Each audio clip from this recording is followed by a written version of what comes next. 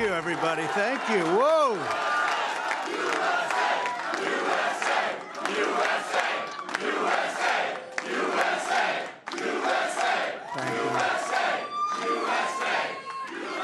Well, I want to thank everybody. This is a fantastic state.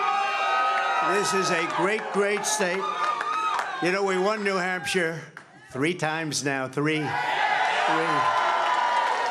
We win it every time. We win the primary. We win the generals. We've won it, and it's a very, very special place to me. It's very important. If you remember, in 2016, we came here and we needed that win, and we won by 21 points, and it was great. And today, I have to tell you, it was very interesting because I said, wow, what a great victory. But then somebody ran up to the stage all dressed up nicely when it was at 7. But now I just walked up and it's at 14. But she ran up when it was 7.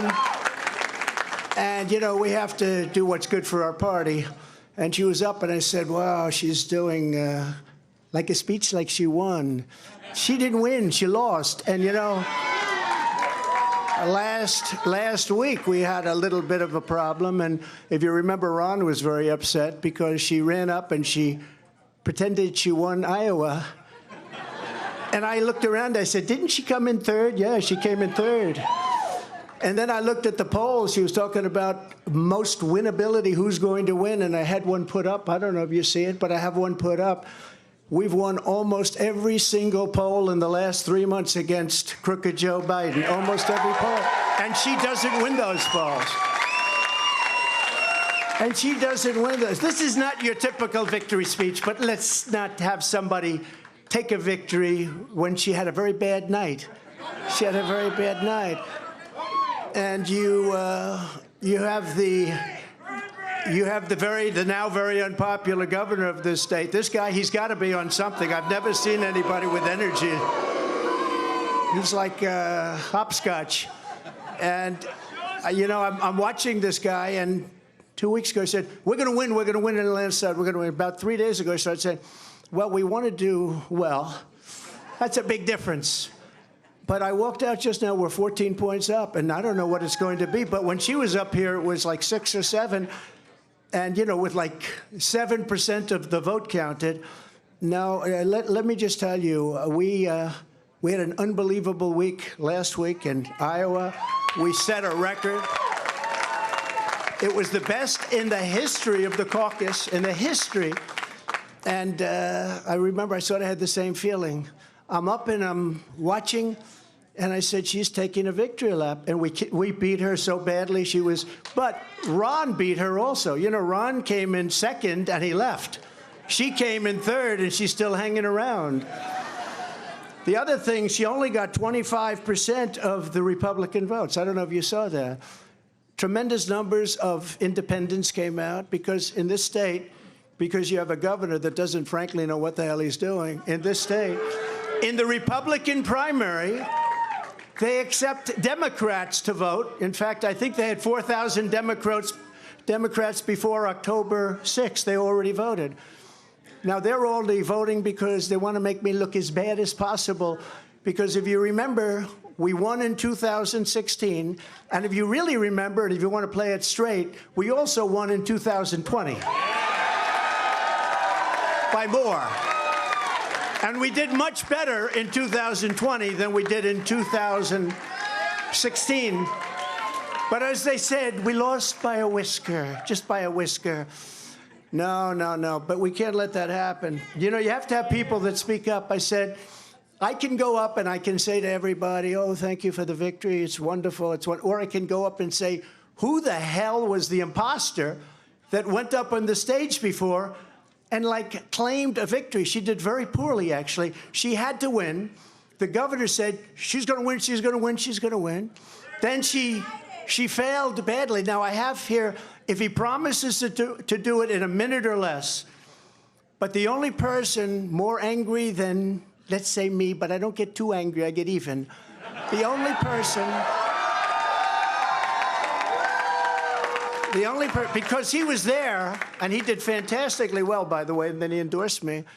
And we don't have to talk about Tim Scott, who, by the way, just got engaged, we have to tell you. And that's more important than all of this stuff. But a man that got to know her very well is Vivek. I said, Vivek. I said, Vivek, go up and say a few words about it. He has to do it in 1 minute or less, and then we're going to just say, we had one hell of a night tonight. And one other thing, before Vivek comes, do you see that poll? We're going to put it up. We have beaten Biden. You could almost say, who can't? Who the hell can't? The man can't put two sentences together. He can't find the stairs off a stage. Who can't? But Vivek, 1 minute or less. Go do it, Vivek.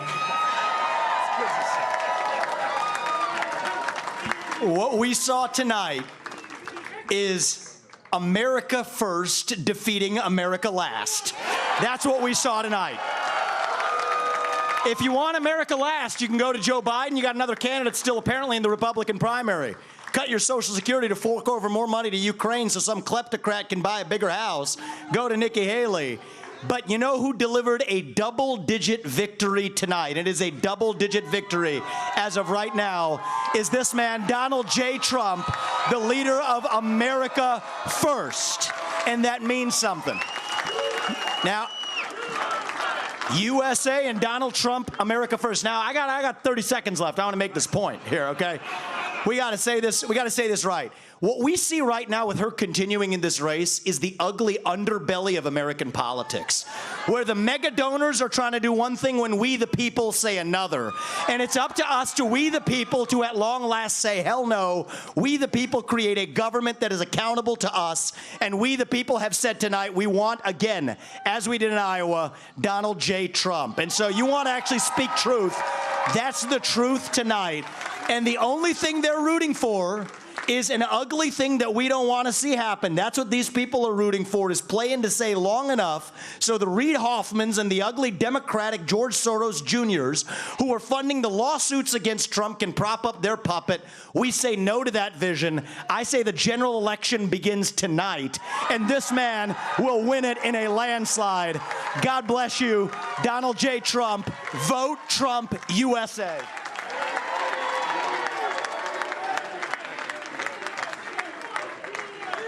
Very nice. Wasn't that nice? So this was a great evening, and I want to thank everybody in the audience, and I want to thank the people that are standing behind me. You know, I think we called it right. Immigration's a big deal, a very big deal. We have millions and millions of people flowing into our country illegally. We have no idea who the hell they are.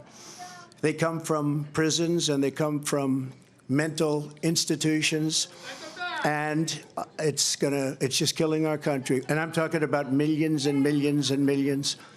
They are drug dealers. They're everybody. And they come in just like walking right through. There's nobody to check, and there's nobody to vet. And we have a man with us tonight, Tom Homan, who is central casting. He's central casting. And I'd like you to say a few words about the border and who's going to solve that problem and how quick are we going to do it, Tom? Go ahead, please.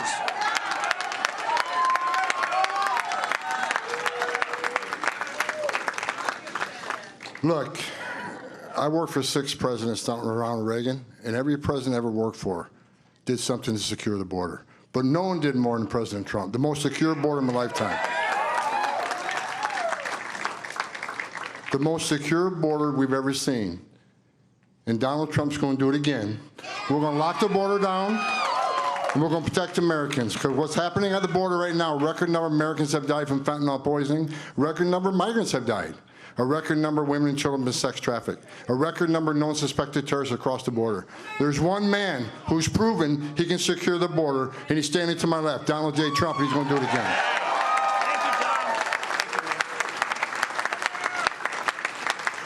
Thank you very much, Tom. So this is an evening that I will not forget because it's the 3rd time. But more importantly, I think it's going to be the most important time. We won both. It was I think somebody said if you win both, they've never had a loser. Let me put it that way. When you win Iowa and you win New Hampshire, they've never had a loss. There's never been. So we're not going to be the first, I can tell you. And I just do want to reiterate the polls. We're way up on everybody. We're way up on Biden. And over the last couple of months, if you check, and you have to remember, in 2016, they were saying, oh, what does he know about elections? He's not going to win. He can't win. He can't. Well, we won. And we got millions, and you can check this, and I hope the cameras don't turn off because they hate this, but we got millions and millions of more votes the second time. Right, Mr. Congressman? Millions and millions of more votes. And but we had COVID, and they used COVID to cheat, and they did a lot of other things, too. We're not going to let that happen. And that's still going along. We don't forget. You can never forget history, because if you forget, you never recover from it, and you repeat, and we're not going to repeat. We're going to have the greatest election success. We're going to turn our country around. If you take a look throughout the history of our country, if you took the 10 worst presidents in the history of this not great country right now, it's a country in decline, it's a troubled country, it's a failing country, frankly.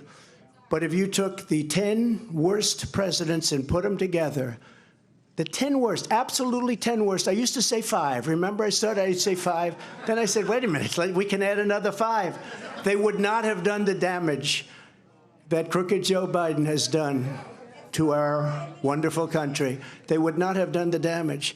There's never been anything like it. And you say, are they stupid people? I don't think so, because nobody can cheat that well if they're stupid. Do they hate our country? They must hate our country, because there's no other reason that they can be doing the things they do. Take a look. The taxes, they want to raise your taxes times 4. They want to let the Trump tax cuts, the biggest tax cuts in the history of our country, they want them to expire. Your taxes are going to go through the roof.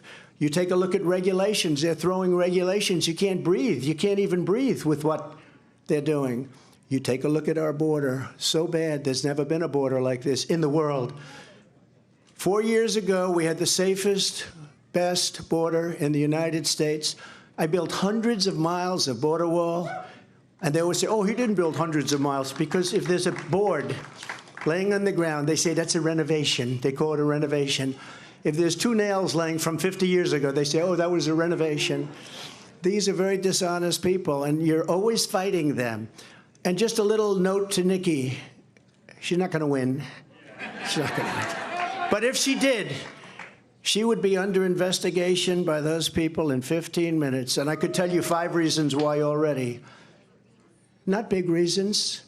A little stuff that she doesn't want to talk about. But she will be under investigation within minutes. And so would Ron have been. But he decided to get out. He decided to get out. Now, Vivek, I don't think would be at all, because he's perfect, right? And Tim Scott, I know would never. That's no chance. Hey, Tim, do you want to say something? Come on. Come on. I want him to say something. New Hampshire. The president said a double-digit win in New Hampshire, and you delivered a double-digit win for President Trump. But I'm going to invite you to my home state starting tomorrow, where this election is over. It is time for the Republican Party to coalesce around our nominee and the next president of the United States, Donald Trump. Let's get that party started tonight. What a good guy. What a good man he is. But just remember, I did hear Nikki say, and now it's off to South Carolina. Well, I love South Carolina. I love it. But, you know, she forgot one thing. She forgot one thing. Next week, it's Nevada. Next week, it's Nevada. It's not South Carolina. We love South Carolina, but next week, it's Nevada. And I'm pleased to announce we just won Nevada. We just won 100%. Because all of them, they looked at it, and they took polls, and I was polling at 95% to 4 or 5%, and they decided not to play in Nevada. So we just won Nevada. We have a man from Nevada here, Steve Wynn, wherever he may be, and John Paulson, the great John Paulson, made plenty of money in Nevada. Doesn't live there, but he makes a hell of a lot of money. He makes money everywhere he goes, actually. So money machine. Well, maybe we'll put you, you know what? Put him at Treasury. You want to make a little money? Let's put you. Anyways, good to have you guys. But we go to Nevada, and that's been won, so we pick up all of those delegates. And then we do go to South Carolina, where we've done really well, where I've done well. We have a great governor and lieutenant governor and great everything, because almost every one of them have endorsed me. 2 great senators, which is hard. I mean, did you ever think that she actually appointed you, Tim? And think of it, appointed, and you're the senator of his state, and she endorsed me. You must really hate her. No, it's a shame. It's a shame. Uh-oh. I just love you. No, that's why he's a great politician. That's why he's a great politician. So this is a great evening, and it is, you know, we are going to Nevada for a little while. We're not going to have to do too much. We have a great team there, but it's a team that we can now send someplace else. They did a fantastic job, but and it's a fantastic place, really a fantastic place. But we'll be leaving there very quickly. We'll head out to South Carolina, where I think we're going to win easily. I think we're 50 points up, 5-0. 5-0, 50 points up on a person that was governor. That tells you something. Hey, Sean Hannity here. Hey, click here to subscribe to Fox News YouTube page and catch our hottest interviews and most compelling analysis. You will not get it anywhere else.